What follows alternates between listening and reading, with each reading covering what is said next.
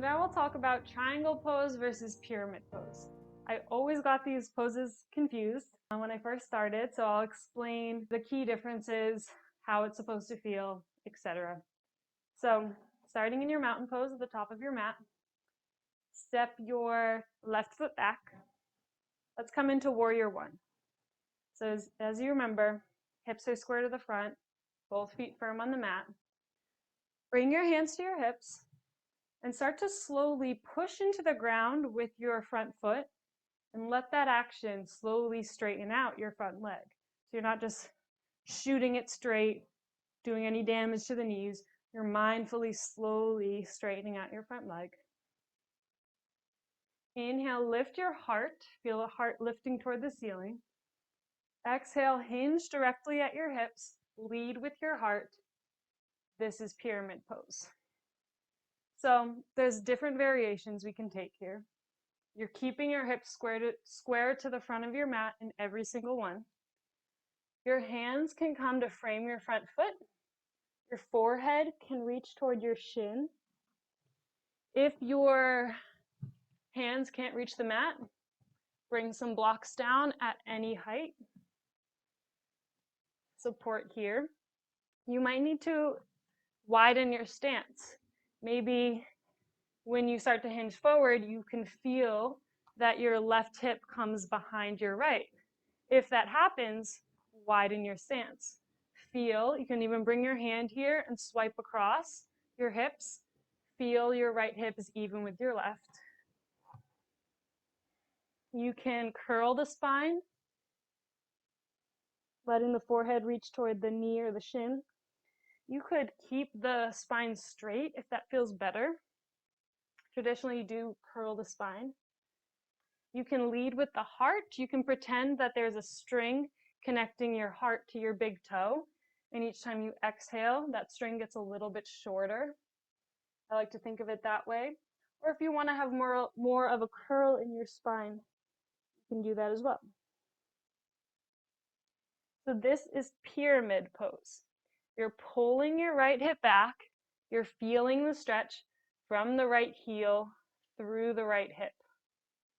This is focused on your right hamstring. You can even bring your hand there to feel it. Bring your hand to your right heel. Travel that hand up your leg through the sit bone. Feel that stretch. Each time you exhale, feel the right hamstring get a tiny bit longer.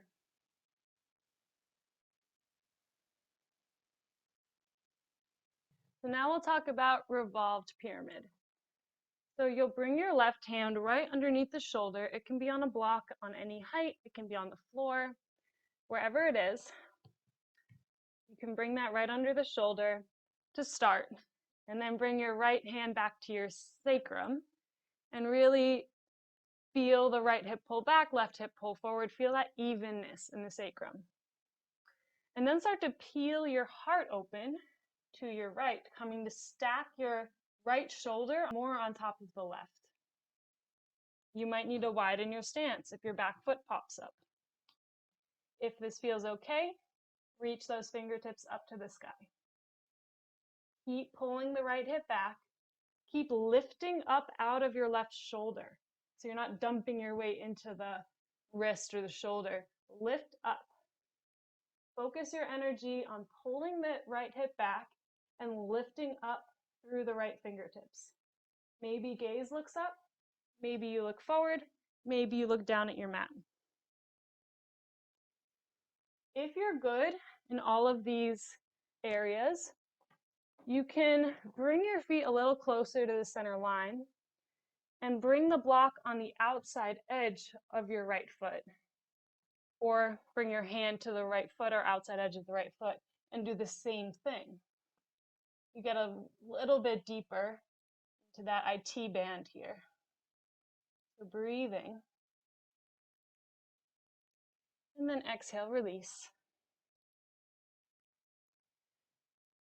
And step that back foot up to meet your front foot.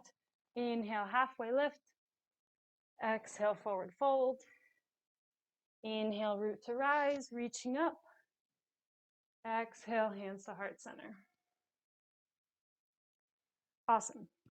Let's do that on the other side.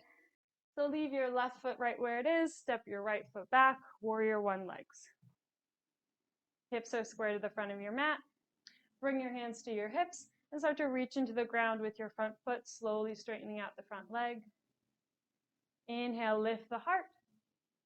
Exhale, hinge forward, coming into pyramid pose. So same thing over here. Option to adjust your stance as you need to. Option to leave the hands on the hips, bring them onto the blocks or to the floor. Not putting too much pressure or weight in the hands. Just kind of letting them be there for support, maybe putting a bend in the elbows, maybe letting the head reach toward the shin and the knee. Keeping the left hip pulling back, keeping both feet firm on the mat. Feel the space from the left heel through the left sit bone. Breathe into the left hamstring.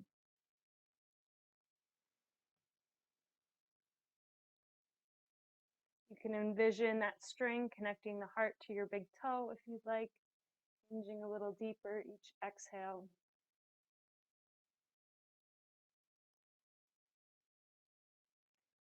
Then you'll bring the right hand underneath the shoulder onto a block, if that feels better. Maybe widening your stance. We'll come into that revolved pyramid. So bring your left hand back to the sacrum. Keep shifting your left hip back. Start to peel your heart open. Stacking the left shoulder more on top of the right. If that feels good, reaching the left fingertips up to the sky. Lifting up and out of your right shoulder, out of your right wrist. Gaze either up at the fingertips, straight ahead, or down at your mat. Keeping the left hip pulling back. Maybe pulling the navel into the spine, finding a little bit more space to twist. And if all that feels good, you can step your feet a little closer to the center line. Bring your hand or your block outside of your left foot and reach the left fingertips back up. Revolved pyramid.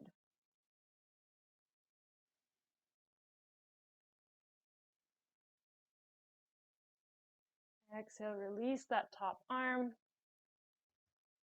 Shift your weight into your back foot and spring yourself forward. Halfway lift, inhale. Exhale, release, forward fold. Inhale, root to rise, reach up. Exhale, hands to heart center. So pyramid pose really stretches out your hamstrings wonderfully. Revolved pyramid has a nice twist. It can be good for digestion and also gets deeper into your IT band, which is the outside of your leg. So now we'll talk about triangle pose, which is different from pyramid. So you can come into a warrior two stance. How about? Leaving your right foot where it is, stepping left foot back, parallel back edge of the mat, and then do the same sort of thing. Slowly reach into the ground with your front foot, slowly straightening out your front leg. You might want to adjust your stance. It might be a little bit shorter than a warrior two. And then bring your arms out to warrior two arms. So it's warrior two with both of your legs straight. And then shift your hips back and reach forward with your right arm as far as you possibly can. Then when you can't reach forward anymore, just leave everything where it is, except allow your right arm to reach down, allow your left arm to reach up. Triangle pose. You're making all these triangles, triangle here, triangle here, triangle kind of here. So the goal of this is to keep every limb as long as possible. You want both your legs long, your hips are square to your left. You want your side bodies long, so you're keeping that hip shifting back so you feel your right side body staying as long as you can with still having a bend. So you'll see a lot of people in triangle pose like this. And if you look, this isn't, you're crunching too much into the right side of your body. You really want to keep your core strong. So if you do this, if you come down to triangle with your hand on your foot or your shin and you're just kind of hanging out here, you can stay here, but then feel like your pelvic floor is coming up towards your navel. Feel this whole area tuck in. And when you do that, you'll naturally lift up to where you're supposed to be. So you feel the side bodies reaching long, and then you feel the arms reaching from the heart, same as in Warrior Two. Keep a micro bend in your front leg so that you don't hyperextend this leg. Keep both feet firm on the mat. This is a difficult pose. Put a slight bend in your front leg. Bring your arms and torso back to center. Straighten out the front leg again, and then reach your right fingertips up as far as you can. And then when you can't reach up anymore, start to reach back. This is your reverse triangle.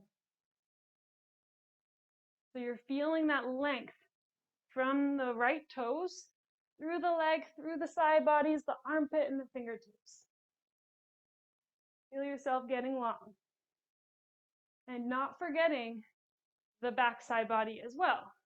So staying as long as you can there too. You'll crunch in a little bit, but keeping the idea to keep your limbs as long as possible. And then come back to center. Let's do that on the other side. We can just switch our legs. So turn your right foot parallel to the front edge of your mat, and the left toes face the back of your mat. Keeping both legs straight.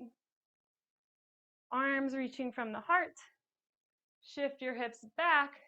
Reach forward, gazes forward as far as you can possibly reach. And when you can't reach anymore, let those fingertips reach for the ground, right fingertips reach up. You can also bring a block here. This can be really helpful to have a little something to rest your weight on, or your hand can come right to the shin, avoiding the knee.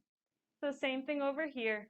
Every part of your body is as long as you possibly can be. The left fingertips are reaching down just as much as the right fingertips are reaching up. The gaze can be forward, up, or down. Keeping that micro bend in your front knee. Breathing here. Feel the pelvic floor pull up toward the navel. Keep the core strong. A few more breaths.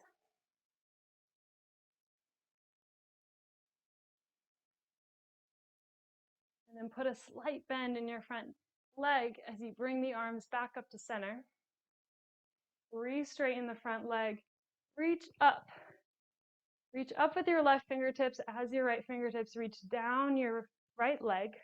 Reaching up as far as you can, and then reaching back when you can't reach up anymore. Keeping length in the forefront of your mind. Everything is long. The fingers are long. The torso is long. The legs, the toes. Close the eyes. Feel the length in your body. Feel your body stretching itself. The left toes are reaching further away from the left fingertips. Reverse triangle. And then come back to center. Thanks for watching the Mind Body Reset Beginner Series. Make sure to like and subscribe and leave any questions or comments below. Keep watching to learn more.